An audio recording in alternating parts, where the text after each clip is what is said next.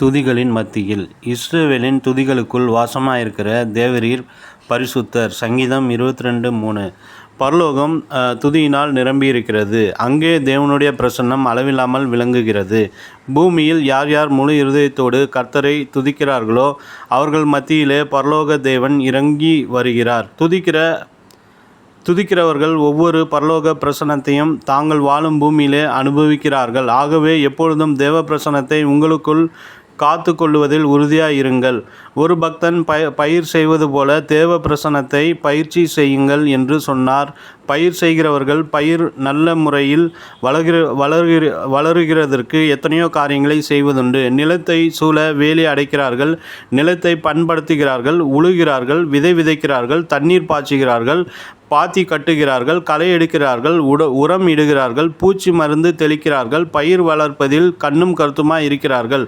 தேவ பிரசன்னத்தை பெற நாம் அப்படித்தான் பயிற்சி செய்ய வேண்டும். துதியும் சோத்திரமும் தேவ பிரசன்னத்தை நம் மத்தியில் கொண்டு வரும் கருவிகளாய் இருக்கின்றன. துதித்தல் என்பது கர்த்தரை மகிமைப்படுத்துவதாகும். சோத்திரம் செலுத்துவது என்பது தேவன் செய்த நன்மைகளுக்காக நன்றி செலுத்துவதாகும்.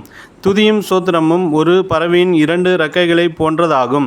துதித்து ஸ்தோத்தரித்து தேவ பிரசன்னத்திற்குள் நாம் கடந்து செல்லுகிறோம். உன்னதங்களிலே உயர் ஸ்தலங்களிலே தேவனோடு உலாவுகிறோம். அவருடைய இனிமையான சமூகத்திலே மகிழ்ந்து களி கூறுகிறோம். தேவ பிரசன்னத்தை தன் வாழ்க்கையில் பயிற்சி செய்த தாவீது ராஜா சொல்லுகிறார், கர்த்தரை நான் எக்காலத்திலும் சோத்தரிப்பேன். அவர் துதி எப்பொழுதும் என் வாயில் இருக்கும். கர்த்தருக்குள் என் ஆத்மா மேன்மை பாராட்டும். சிறுமைப்பட்டவர்கள் அதை கேட்டு மகிழுவார்கள். சங்கீதம் 34:1-2. எப்பொழுதும் கர்த்தரை துதிக்க முடியுமோ என்று நீங்கள் கேட்கலாம். யார் யார் எப்பொழுதும் தேவ பிரசன்னத்தை உணர்கிறார்களோ அவர்கள் எப்பொழுதும் அவரை துதிப்பார்கள். கர்த்தர் நம்மை உருவாக்கியதே அவரை துதிப்பதற்காகத்தான். இந்த ஜனத்தை எனக்கென்று ஏற்படுத்தினேன், இவர்கள் என் துதியை சொல்லி வருவார்கள். ஏசாயா 43:21 என்பதே தேவனுடைய எதிர்பார்ப்பு. பரலோகத்தில் எப்பொழுதும் இடைவிடாமல் துதி ஏறெடுக்கப்பட்டு கொண்டிருக்கிறது. அவருடைய சித்தம் பரலோகத்தில் செய்யப்படுவது போல பூமியிலும் செய்யப்பட வேண்டியது அவசியம் அல்லவா?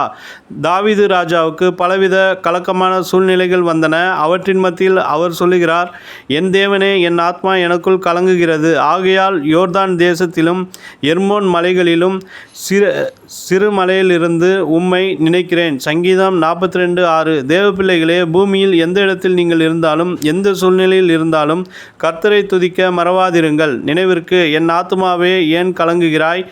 ஏன் எனக்குள் தியங்குகிறாய்? தேவனை நோக்கி காத்திரு. என் முகத்திற்கு இரட்சிப்பும் என் தேவனுமாய் இருக்கிறவரை